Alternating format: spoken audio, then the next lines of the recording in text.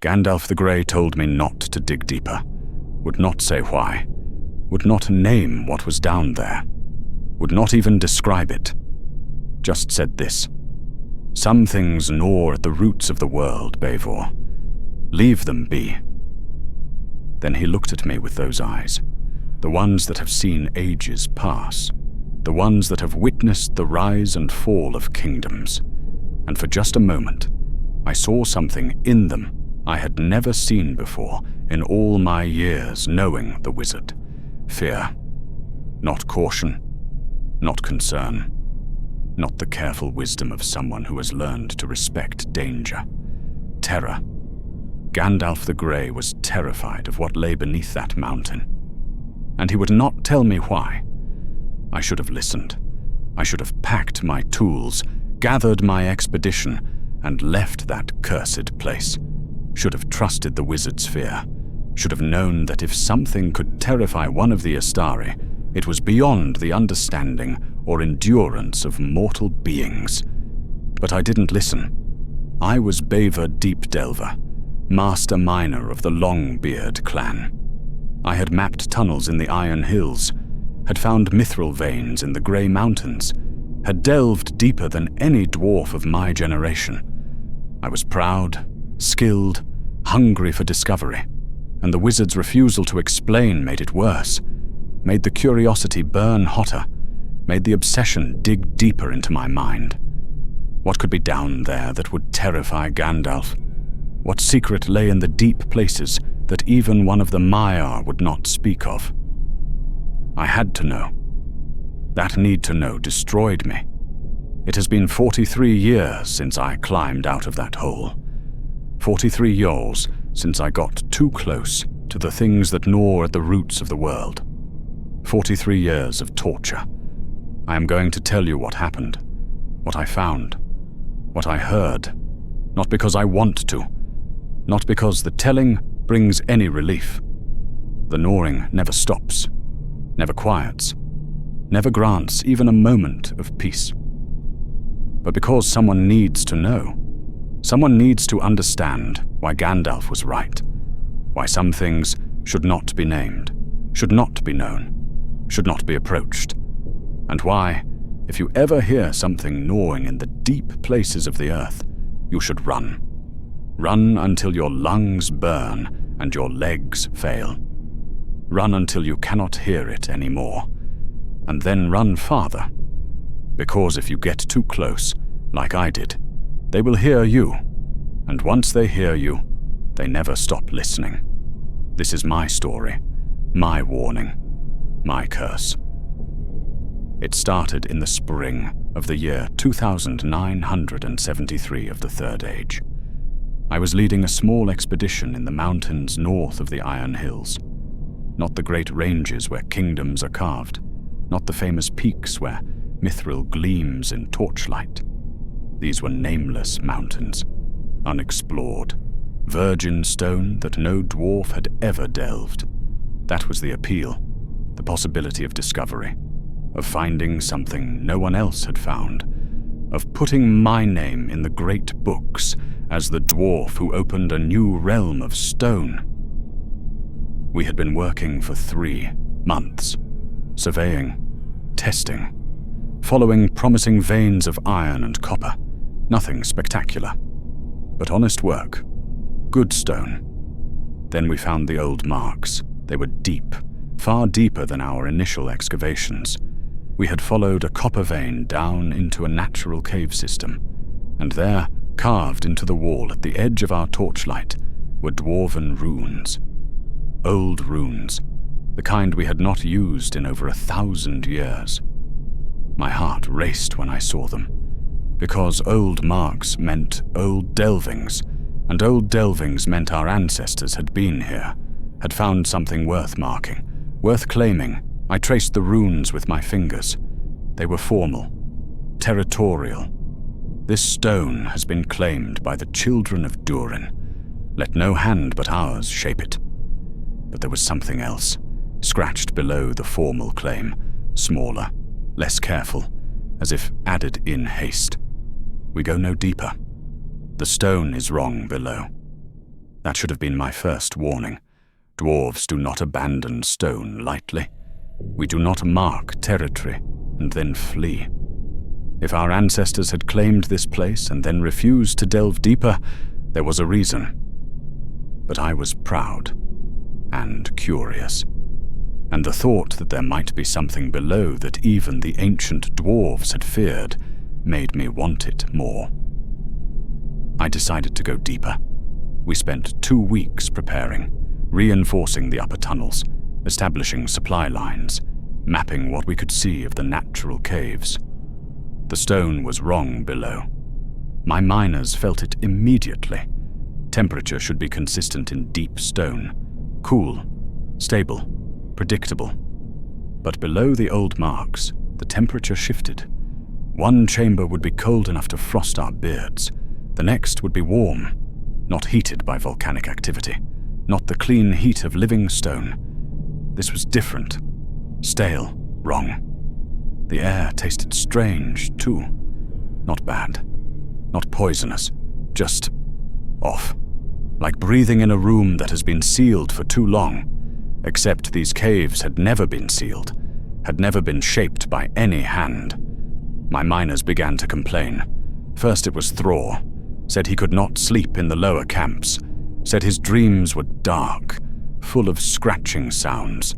Then Dwalin said he felt watched in the deeper tunnels, like something was aware of our presence but never showed itself. Then Bori said the silence was wrong, that natural caves have sounds, water dripping, air moving, stone settling, but in the deep places there was nothing. Just silence that pressed against your ears like hands. I dismissed their concerns, told them they were tired, told them the mountain was playing tricks on their minds, told them we would push just a little deeper and then return to the surface for rest. I was lying to them, and to myself. I was not going to stop, not going to turn back. The old marks had made it clear. Something was down there, something that had made our ancestors flee, and I was going to find it. That is when Gandalf arrived. I was in the lower camp, studying my maps, planning the next day's excavation. One of my miners came running, said there was a visitor at the surface camp, a wizard. I climbed up, annoyed at the interruption. We were close to something. I could feel it. The stone was singing to me in ways I had never felt before. Deep notes, old notes, notes that made my teeth ache. Gandalf was waiting by our equipment stores. He did not look pleased. "Bevor Deep Delver," he said. No greeting, no courtesy, just my name spoken like an accusation. "Gandalf," I replied. "What brings you to our expedition?" "You need to leave this place," he said. "Immediately." I laughed, could not help it. The wizard's presumption annoyed me. "We have claimed this stone. We are within our rights to delve here." "Rights." He said the word like it meant nothing. "This is not about rights, dwarf. This is about survival." That got my attention. Gandalf the Grey did not speak lightly, did not make empty threats. "Explain," I said. He looked at me for a long moment.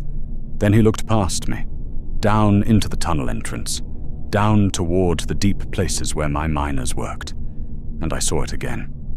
That look in his eyes. Fear. "There are things in the deep places of the earth," he said quietly.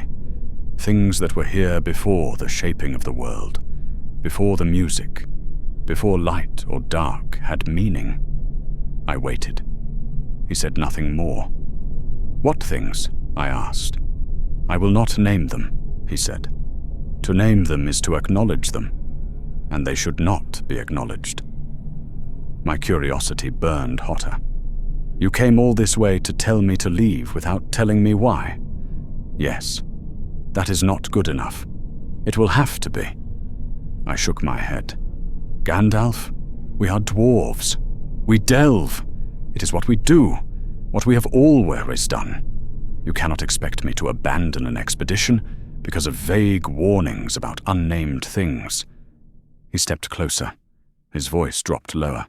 "Beivor, I am not warning you about orcs, or trolls, or even dragons. Those are known evils. They can be fought, understood, resisted. Then what?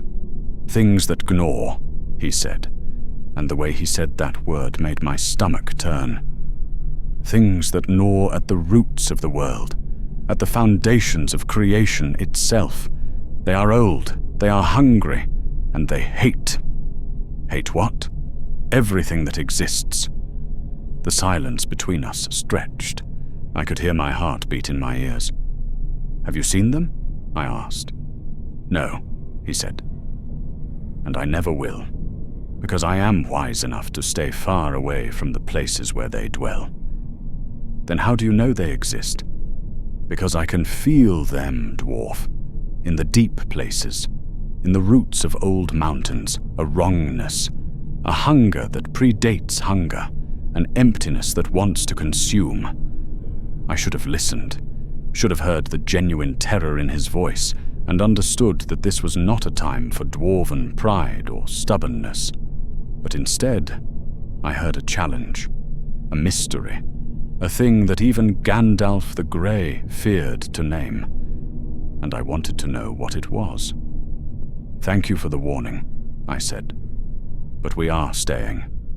We have invested 3 months in this expedition.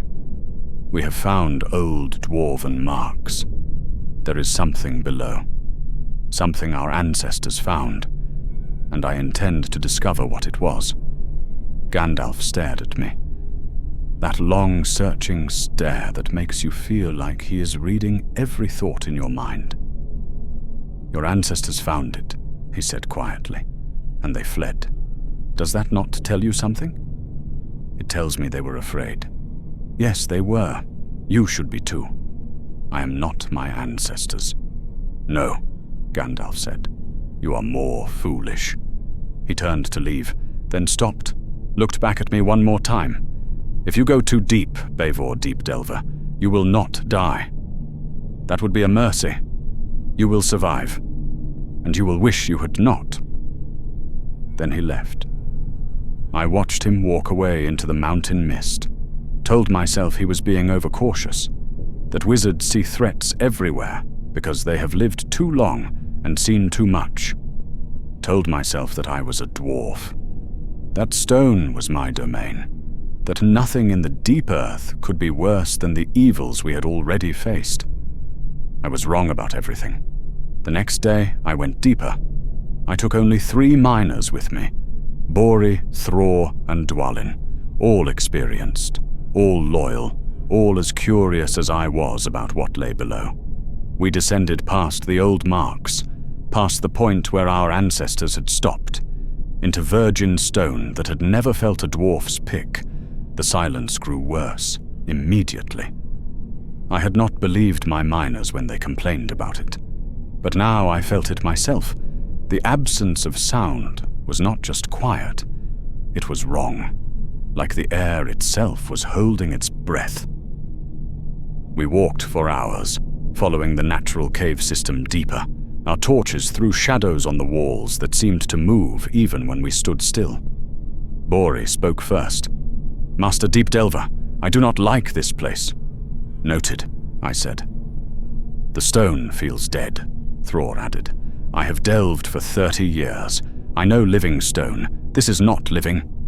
I ran my hand along the wall. He was right. The stone should sing, should vibrate with the deep music of the earth. But this was silent. Not peaceful, not restful. Just empty. "We continue," I said.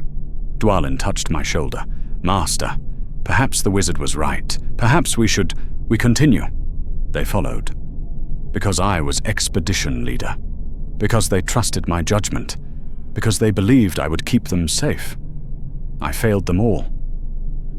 We reached a vast chamber near sunset, or what would have been sunset above. In the deep places, time becomes fluid, hard to track. We had been walking for what felt like 8 hours, but could have been less. Could have been more. The chamber was natural. No tool had ever touched its walls. It stretched beyond the reach of our torchlight in all directions. The ceiling was high, very high. I threw a stone upward and never heard it hit. "We camp here," I said. "Rest. Then we explore further in the morning."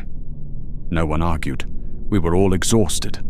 The strange air, the wrong silence, the dead stone. It weighed on us. We built a small fire, ate our rations, tried to rest. That is when I heard it for the first time. Very faint, very distant, like it was coming from far below, or far away, or from all directions at once. A sound. Rhythmic, steady, mechanical almost. Gnawing. Something was gnawing. Not rock on rock, not metal on stone. Something else. Something I could not identify. I sat up, looked at my companions. They were asleep, or trying to sleep. None of them reacted to the sound. Could I be imagining it? I listened harder, concentrated, tried to locate the source. The sound continued, never varying, never stopping. Just steady, patient, endless gnawing. Like something with infinite time was working on something infinitely hard. I should have woken my companions, should have turned back right then, should have climbed to the surface and never returned. But instead, I felt excitement, because I had found it. The thing the old marks warned about, the thing Gandalf feared to name. It was real, it was here, and I was going to discover what it was. I fell asleep to the sound of gnawing. Let it lull me like a dark lullaby. That was my second mistake. The first was not listening to Gandalf. The third would be going deeper. In the morning, I told my companions what I had heard. They had heard nothing, slept peacefully, thought I was tired, suggested we rest another day before continuing. I refused. We packed our camp and moved deeper into the vast chamber. The gnawing grew louder as we walked. Not much, but enough that I could track it, follow it like a thread leading into darkness. My companions still could not hear it, began to worry about me. Bori suggested we turn back, said I looked unwell, said my eyes were wrong. I ignored him. We walked for hours. The chamber seemed endless. Our torches revealed nothing but more darkness ahead, more empty stone, more wrongness. Then Thror stopped, pointed. There were marks on the floor, not dwarven, not any language I recognized, not carved, not painted, just there, like they had grown out of the stone itself. Patterns, spirals, angles that hurt to look at, shapes that seemed to shift when you were not looking directly at them. "We should not be here," Dwalin said. His voice was shaking. "Just marks," I said. But I did not believe it. The marks were wrong. Everything was wrong. The silence, the stone, the air, the gnawing that grew louder with each step. We continued. The temperature began to shift again, wildly. Within the span of 10 steps, we went from cold that frosted our beards to heat that made us sweat. The shifts had no pattern, no logic, just random fluctuations that should not be possible in deep stone. Bori stopped walking. "Master Deep Delver, I am not going farther." I turned to face him. "We are close. I can feel it." "Close to what?" "To whatever is making that sound." "What sound?" Bori's eyes were wide, frightened. "Master, there is no sound. There is only silence. Terrible silence. And you are acting like a dwarf possessed." Was I? Was I possessed? Or was I the only one who could hear the truth of this place? The gnawing was so loud now. How could they not hear it? How could they stand in this chamber and not feel it vibrating through the stone? "Go back," I said. "All of you. Return to camp. I will continue alone." "Master, that is an order." They hesitated. torn between obedience and concern, between following their leader and preserving their lives. "Please," Thror said, "come back with us. We can return with more miners, more equipment, more—" "No," I said. "This is something I need to see alone." They left. Reluctantly. Fearfully. I watched their torchlight retreat across the vast chamber until it disappeared into the darkness behind me. Then I was alone. Alone with the gnawing. And I realized something that made my blood run cold. The gnawing was louder now that they were gone. Not because I was closer to its source, but because it wanted me alone. Running count, 3,166. I walked for hours, or days. Time stopped meaning anything. My torch burned down. I lit another. Then another. How many torches did I burn in that darkness? 6? 10? I lost count. The gnawing never stopped, never varied its rhythm, just steady, patient, eternal, and I began to understand something about the sound. It was not one source, it was many, dozens, hundreds, all gnawing in perfect synchronization, all working on something together. But working on what? The stone? No, I could feel it now. They were not gnawing on stone. They were gnawing on something deeper, something fundamental, something that underpinned the stone itself. They were gnawing at creation, at the fabric of reality that the Valar had woven with their music, at the foundations that Eru Ilúvatar had laid down when he spoke the world into being. They hated it, hated existence itself, and they were trying to unmake it, bite by bite, gnaw by gnaw, with patience that spanned ages. How did I know this? How could I possibly understand their purpose? Because the closer I got, the more I could feel them. Feel their hunger. Feel their hate. Feel their ancient rage at being trapped in a universe they never asked to exist in. They were older than Morgoth, older than the Valar, older than the music itself. They were the things that existed before, in the void, in the nothing. And when Eru sang the world into being, he trapped them here, gave them form, gave them place, gave them existence, and they hated him for it. They wanted to return to the nothing, to the void, to the blessed emptiness of non-being, and the only way back was to gnaw through everything Eru had made. I do not know how far I walked.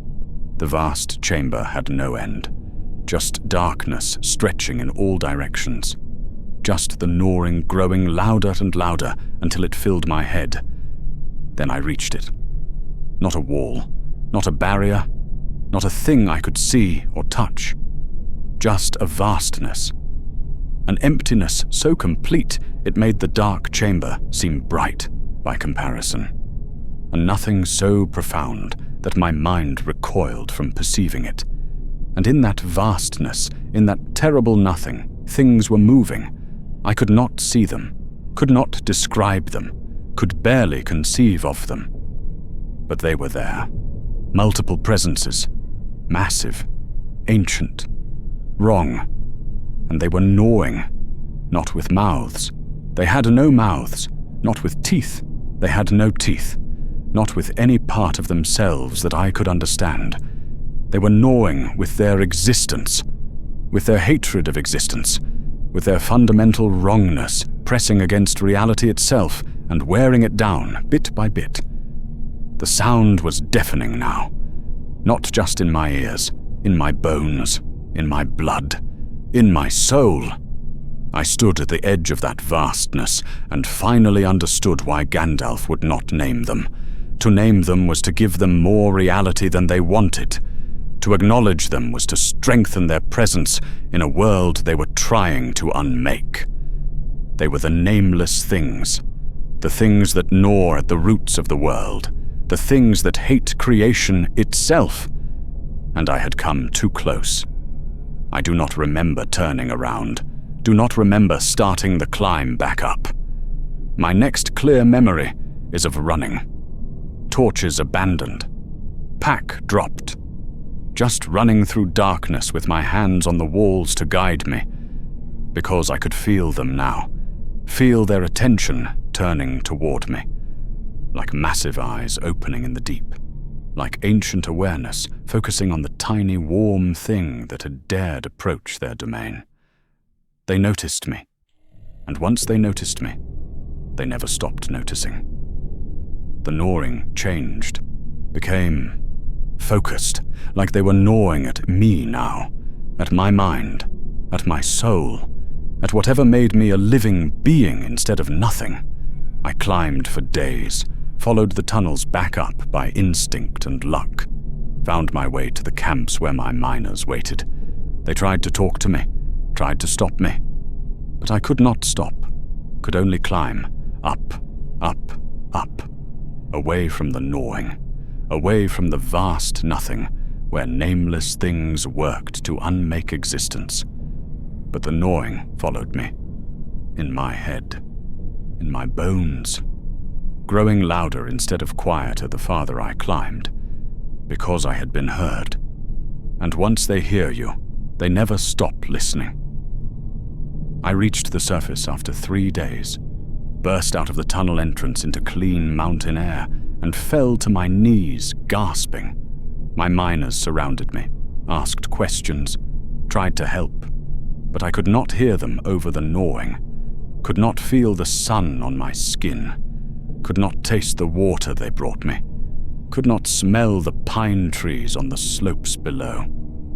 I could only hear the gnawing, only feel wrongness, only know that I had been changed in the deep, changed forever, changed into something that could never be whole again. Gandalf was there. How he knew to come, I do not know. Perhaps he felt it. Felt the moment when I got too close. Felt the wrongness that now clung to me like oil. He looked at me with those ancient eyes, and I saw something I had never seen directed at me before. Pity. You went too close, he said quietly. I nodded. Could not speak. The gnawing was too loud. How close? I managed 2 words. Saw them. That was not quite true. I had not seen them, but I had felt them, been in their presence, touched the edge of their terrible nothing. Gandalf closed his eyes. Then you are lost. Can you? I tried to ask, tried to beg. Can you help me? He shook his head slowly. There is no help for this, Beivor Deep Delver. You approached the things that should not be approached, came close to the things that hate existence, and now they are aware of you. Make it stop, I whispered. Please, make the gnawing stop. I cannot, Gandalf said, and there was genuine sorrow in his voice. They are gnawing at you now, at your mind, your soul, your connection to the world. It will never stop, not until you die, and perhaps not even then. He was right. That was 43 years ago, and the gnawing has never stopped. Not for a single moment, not for a single heartbeat. I tried to return to normal life, tried to pretend that I was still Beivor Deep Delver, still a master miner, still a dwarf with purpose and pride. But I was not Beivor anymore, not really. I was a shell, a husk, a thing that walked and talked, but was not truly alive. The gnawing filled everything, waking or sleeping, working or resting, eating or drinking, always there, always present, always wearing away at whatever made me me. The first thing I lost was taste. Food became ash in my mouth. Water had no flavor. Even the finest dwarven ale tasted like nothing, like I was drinking and eating shadows instead of substance. Then I lost smell. The world became odorless, scentless, just shapes and sounds with no texture. Then temperature.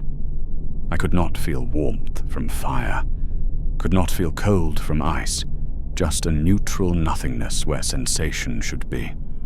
But I could feel pain that never left, That grew sharper, more constant, a bone-deep ache that radiated from the core of me, because they were still gnawing, still working away at my soul, still trying to unmake the little piece of creation that was Baver Deep Delver. The hallucinations started after the first year. At first, just shapes in my peripheral vision. Shadows that moved wrong. Darkness that seemed too deep. Then more complex, more detailed, more terrible. I would see things in mirrors that were not my reflection. Would see movements in still water. Would see shadows on walls where no shadows should be.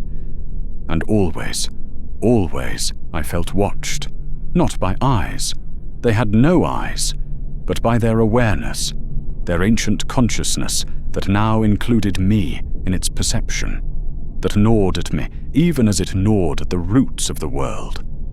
I tried to sleep in lit rooms. Could not. The light hurt, made the watching worse. I tried to sleep in darkness. Could not. The shadows were full of their presence. I tried not to sleep at all. Lasted 4 days before collapsing, and the dreams were worse than waking. In dreams, I was back in the vast chamber, back at the edge of their nothing, and they were closer, always closer, as if my mind in sleep could not maintain the distance my body had put between us. I would wake screaming, clawing at my face, trying to escape something that was not external, something that was inside me now, part of me, gnawing from within. The worst part was not the physical symptoms, not the loss of sensation, not the pain or the hallucinations or the exhaustion. The worst part was the emotional destruction, because proximity to the things that hate existence made me hate existence too. I could not feel love anymore. When my wife held me, I felt nothing. Worse than nothing. Revulsion. Like her warmth was an affront. Like her care was mockery. I could not feel friendship. When my companions visited, tried to comfort me, tried to help, I wanted them to leave. Their concern felt like insects crawling on my skin. I could not feel joy. Music sounded like gnawing. Laughter sounded like screaming. Beauty looked like wrongness. Everything good. Everything pure. Everything that made life worth living. It all inverted, became painful, became wrong, because the things in the deep hate creation, hate existence, hate everything that Eru made. And now I hated it too, not because I chose to, but because I had been infected by their hatred, had absorbed it through proximity, had become a carrier of their ancient rage. My wife left me after 2 years. I do not blame her.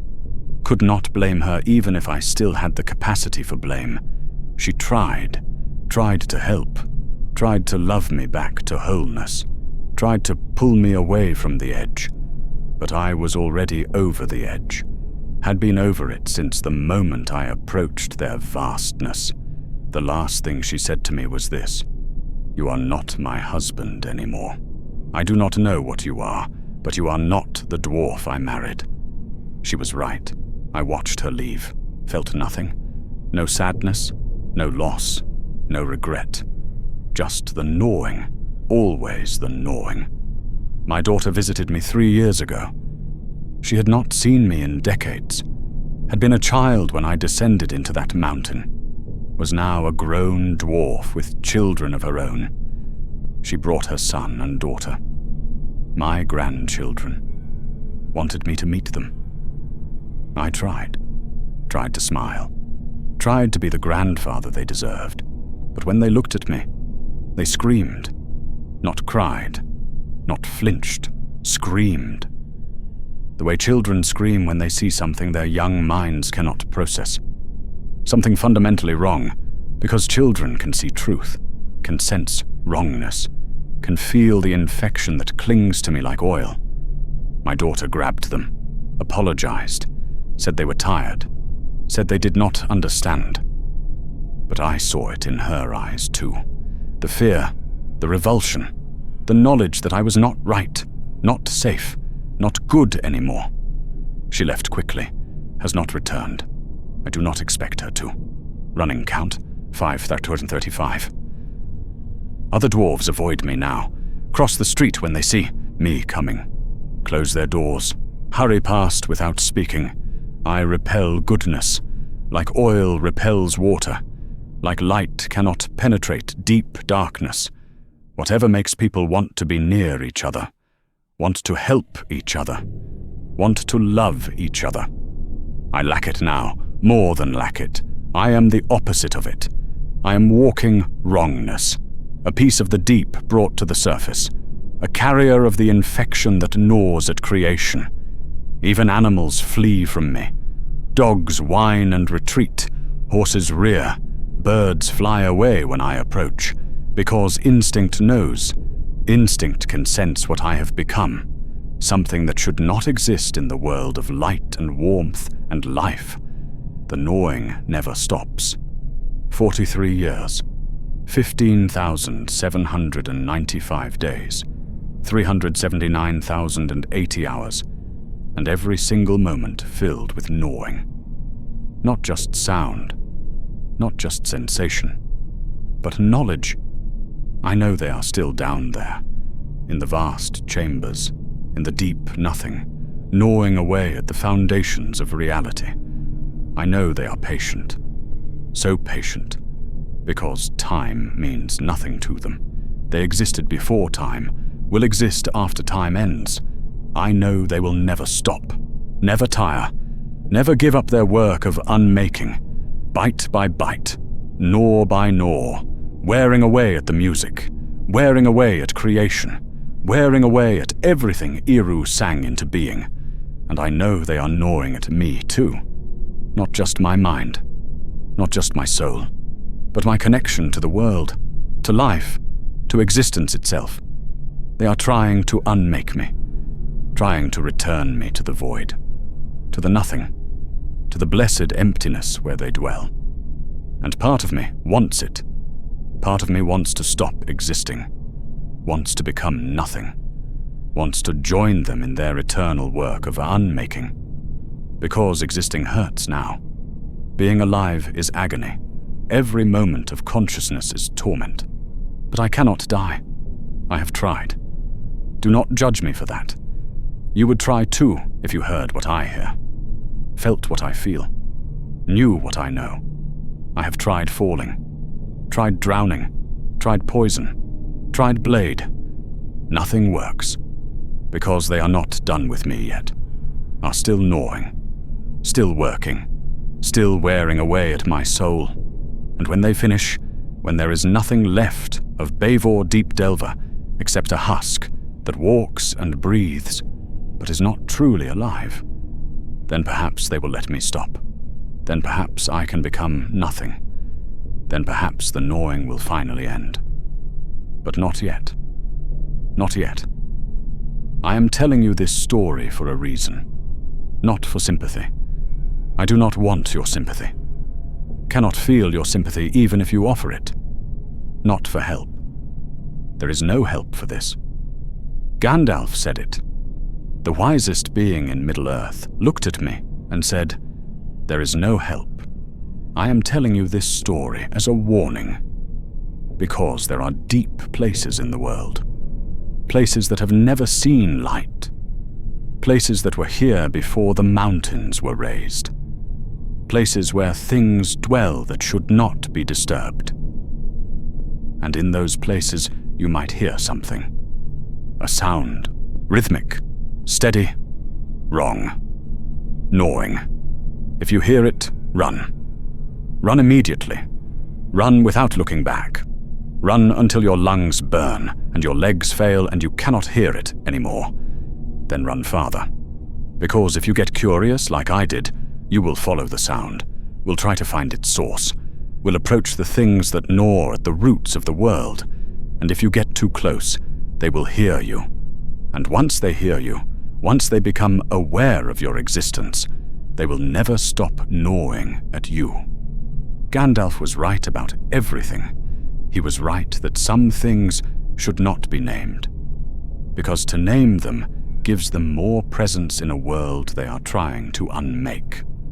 He was right that some things should not be known, because to know them is to be infected by their hatred of existence. He was right that some things should not be approached, because proximity to them changes you, breaks you, makes you something that can never be whole again. He was right to be terrified, because if a being as old and wise as Gandalf fears something, that thing should be feared. He was right that I wouldn't die, that I would survive, that I would wish I had not. 43 years of surviving, of walking through a world I can no longer feel or taste or love, of existing without truly living, of being gnawed at every moment of every day by things that hate the fact that I exist. He was right, and I was a fool. You know what the worst part is? It is not the loss of sensation, not the pain, not the hallucinations, not the loneliness, not even the gnawing itself. The worst part is understanding. Because proximity to them gave me knowledge I should never have, knowledge of what they are, what they want, what they are trying to do. They are older than Morgoth, older than the Valar, older than creation itself.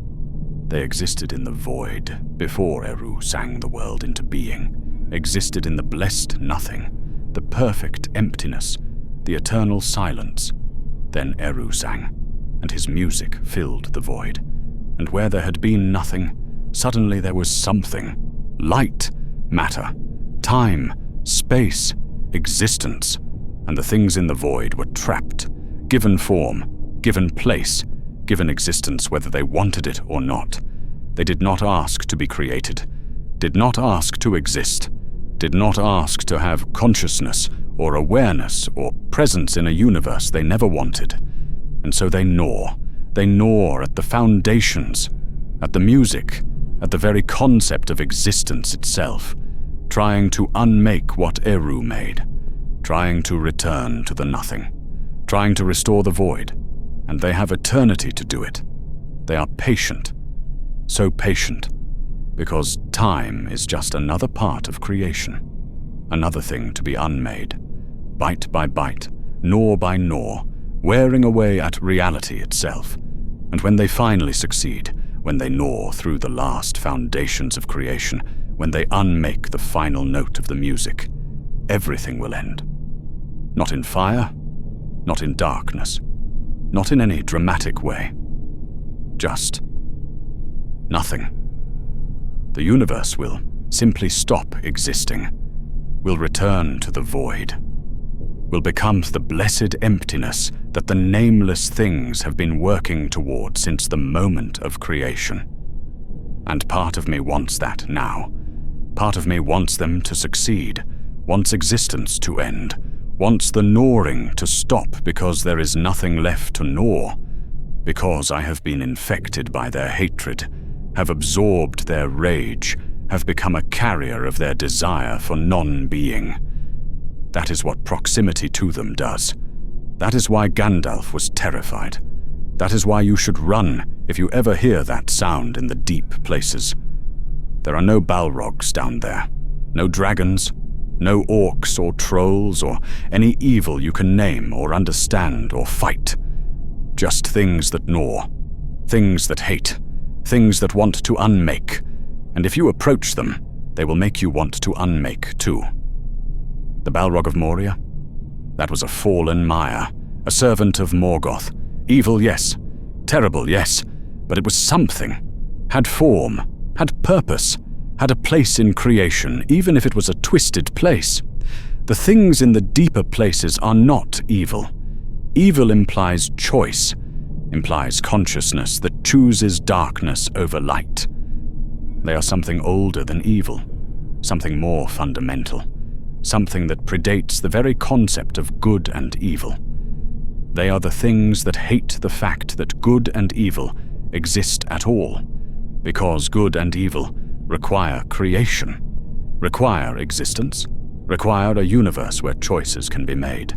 and they want to unmake that universe, want to return everything to the perfect nothing, where there are no choices. No light, no darkness, no good, no evil, just void. Gandalf knows they are down there, has always known. All the Astari know, all the Valar know, but they cannot fight them, cannot stop them, cannot even slow them down. Because how do you fight something that is not really there? How do you stop something that has no form? How do you kill something that does not live in any way you can understand? The only thing the Valar can do is keep them deep. Keep them buried. Keep them far below the places where living things dwell, and hope that no one is foolish enough to dig too deep. Like I did. The old dwarven marks I found, those were not claims of territory, not prideful declarations of ownership. They were warnings. Our ancestors did delve here, did go deep, did hear the gnawing, and they fled. Sealed the tunnels, marked the stone with the strongest prohibition they knew. We go no deeper. The stone is wrong below. They tried to warn us, tried to stop future generations from making the same mistake. But I was too proud, too curious, too foolish. I thought I knew better than the ancient dwarves, thought I was braver, stronger, more capable. I was none of those things. I was just another fool who dug too deep, who heard the gnawing and followed it, who approached the nameless things and was broken by their presence. Sometimes I wonder if I am the only one, if I'm the only living thing in Middle-earth who has gotten too close, who has been infected by their hatred, who carries their wrongness in his soul. But I know I am not. There must be others, scattered across the ages, dwarves and elves and men who dug too deep, who explored too far, who heard the gnawing and could not resist following it. Where are they now? Did they end their own lives? Did they flee to the far corners of the world? Did they go mad and die alone in darkness? Or are they still walking, still suffering, still hearing the gnawing every moment of every day? If you are out there, if you are reading this, if you too approached the nameless things and survived, I am sorry. Sorry that you share this curse. Sorry that you know what I know. Sorry that you hear what I hear. But I am also grateful. Grateful that I am not completely alone. That somewhere in this vast world, there is at least one other being who understands, who knows what it means to be gnawed at by things that hate existence, who knows what it means to be broken in a way that can never heal. I will not live much longer. I am old now, ancient by dwarf standards. My beard is white, my hands shake, my body is failing in all the normal ways that bodies fail. But the gnawing does not care, does not slow, does not grant me any mercy in my final days. If anything, it grows louder, more insistent, more urgent, as if they know I am dying, as if they want to finish their work before I escape through death. I do not know what will happen when I die. Will the gnawing stop? Will I finally know peace? Will death be far enough away from them to break their connection to me? Or will they follow me? Will they gnaw at my soul even in whatever afterlife awaits dwarves? Will I spend eternity listening to that sound? I do not know. Gandalf would not tell me. Said that some questions should not be answered. That some knowledge would make the waiting worse. So I wait, and I listen to the gnawing, and I hope that death, at least, will be silence. My final warning is this. The world is full of wonders, full of beauty, full of mysteries worth exploring. But there are limits. There are places that should not be explored, knowledge that should not be sought, depths that should not be delved, The dwarves have a saying. It is old. Older than any of our kingdoms. Older, perhaps, than our people. Do not dig too deep. We say it to our children. Say it to young miners eager for glory. Say it as a caution against greed and recklessness.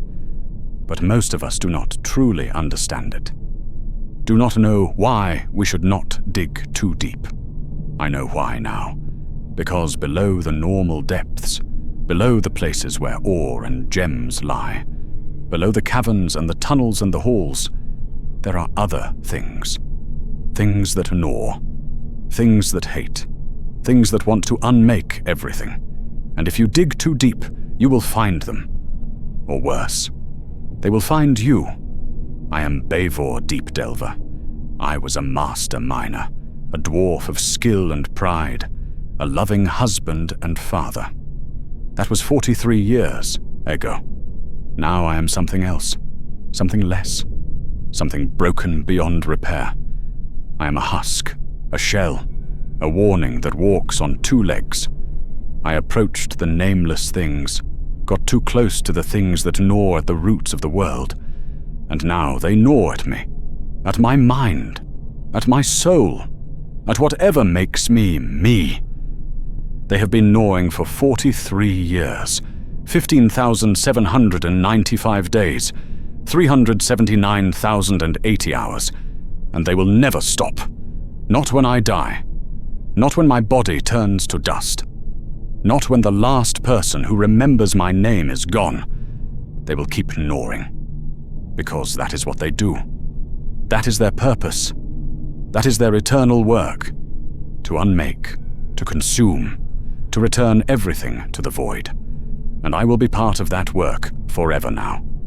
If you take nothing else from my story, take this. If you are in the deep places, if you are exploring, if you are delving or mining or seeking ancient secrets, and you hear a sound, rhythmic, steady, wrong, the sound of something gnawing, do not investigate, do not follow it. Do not let your curiosity overcome your caution. Turn around, climb to the surface, seal the tunnel behind you, and never, ever go back, because that sound is not rock settling, not water dripping, not wind in empty chambers. That sound is them, the nameless things, the things older than creation, the things that hate existence itself. And if you approach them, they will hear you. And once they hear you, they will never stop gnawing at you.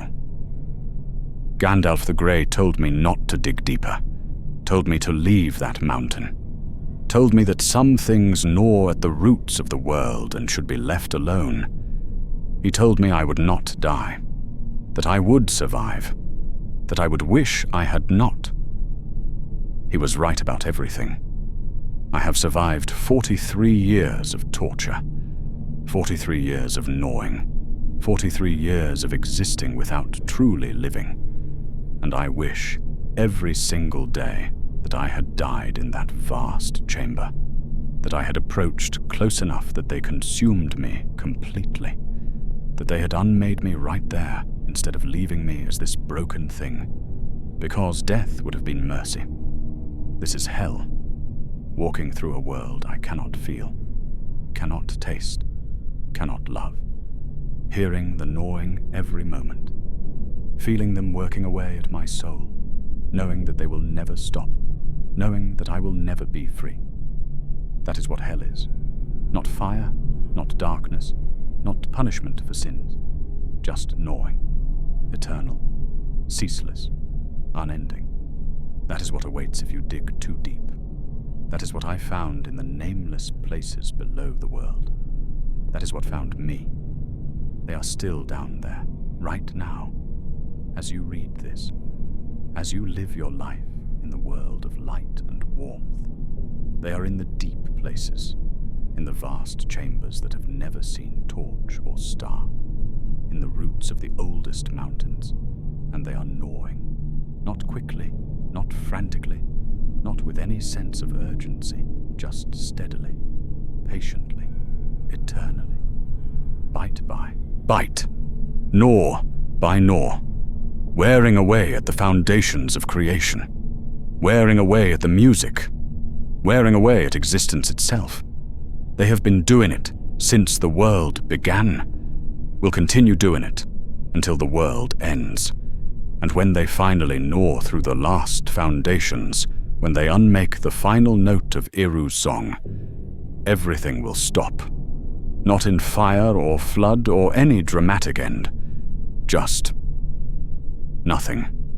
The universe will simply cease to exist, will return to the void, will become the eternal silence that existed before the music began, and the nameless things will finally be at peace, finally be free of the curse of existence, finally be nothing again.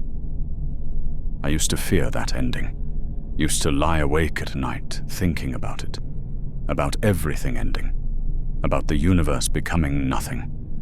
But I do not fear it anymore, because now I understand. Now I have been infected by their hatred.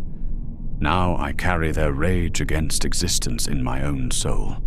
And part of me wants it, wants the gnawing to succeed, wants creation to end, wants everything to return to the blessed void. Because then, finally, the pain will stop. Then, finally, there will be no more consciousness to suffer, no more awareness to be tormented, no more existence to hate. Just nothing. Perfect. Complete. Eternal nothing. That is what the nameless things want. That is what I want now too. That is what you will want if you ever get too close, because their hatred is contagious. Their rage spreads like disease.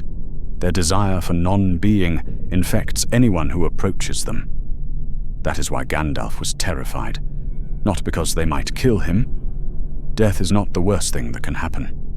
The worst thing is becoming like them, hating existence, wanting to unmake everything, wanting the gnawing to succeed. This is my last testimony, my final warning, my curse and my gift to anyone who might dig too deep in the future. The nameless things are real. They are down there. They are gnawing. Do not approach them. Do not listen for them. Do not let your curiosity overcome your wisdom. If Gandalf the Grey tells you to leave a place, leave. If ancient marks warn you not to go deeper, heed them. If you hear gnawing in the deep places, run. Do not make my mistake. Do not think you are special. Do not believe you are brave enough, or strong enough, or wise enough to approach the things that gnaw at the roots of the world. You are not. No one is. Because they are older than strength, older than wisdom, older than courage. They are older than everything. And if you approach them, they will break you, just like they broke me. Just like they will break anyone who gets too close. The gnawing never stops. I hear it now, as I write these words, as I try to warn you, as I pour out my story in the desperate hope that it might save someone from my fate. I hear them gnawing, gnawing at the roots, gnawing at creation, gnawing at me. It has been 43 years, 15,795 days, 379,080 hours, and it will never stop. Not when I die. Not when my bones turn to dust. Not when the mountains crumble and the stars fade. They will keep gnawing, because that is what they do. That is what they are. Nameless, ancient, eternal. The things that hate existence. The things that gnaw at the roots of the world.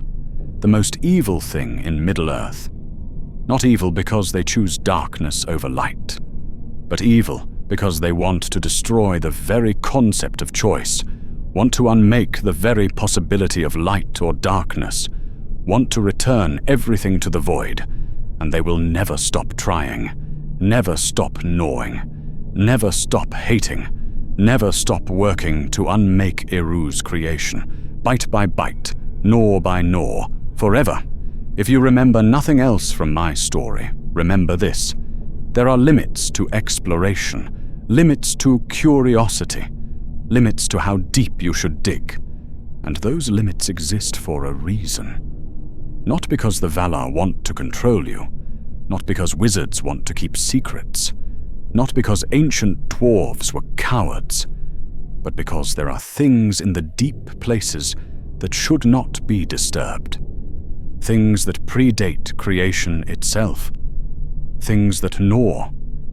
And once you hear them, once you approach them, once they become aware of you, you will never be free. You will spend the rest of your existence listening to that sound, feeling them work away at your soul, knowing that they hate you simply for existing. And part of you will begin to hate existence too, will begin to understand their rage, their desire for nothing, their eternal work of unmaking. And you will wish you had never been born, because non-existence would be better than this. The void would be better than this. Nothing would be better than listening to the gnawing for the rest of your life and knowing it will never stop. I am Beivor Deep Delver. I dug too deep. I found the nameless things, and they found me. Gandalf was right. I survived, and I wish I had not. Do not make my mistake. Do not dig too deep, because below the world, you know, below the mines and the caverns and the halls, there are things that gnaw, and they are waiting, always waiting, always gnawing, always hating the fact that anything exists at all. 43 years I have carried this curse. 43 years I have heard the gnawing. 43 years I have wished for the mercy of non-existence, and I will carry it until I die, and perhaps beyond. Because once they hear you, they never stop listening, never stop gnawing, never stop hating. Never. If this story affected you, if it made you think twice about the deep places, please subscribe. I have more forgotten tales from Middle-earth, more warnings from those who witnessed things they should not have, more voices from the darkness. Thank you for listening. And remember, do not dig too deep. If this story showed you a darkness you never knew existed beneath Middle-earth, if it made you understand that some horrors have no name and no origin, please subscribe. I have more tales from the deep places, more voices from those who descended into darkness and returned changed, more stories of the things that lurk in the forgotten corners of Tolkien's world. The nameless things are still there, still gnawing, still waiting in the dark beneath the mountains. And there are other secrets, other horrors, other truths that the histories chose not to record. Subscribe to hear them before the darkness claims them entirely. Thank you for listening.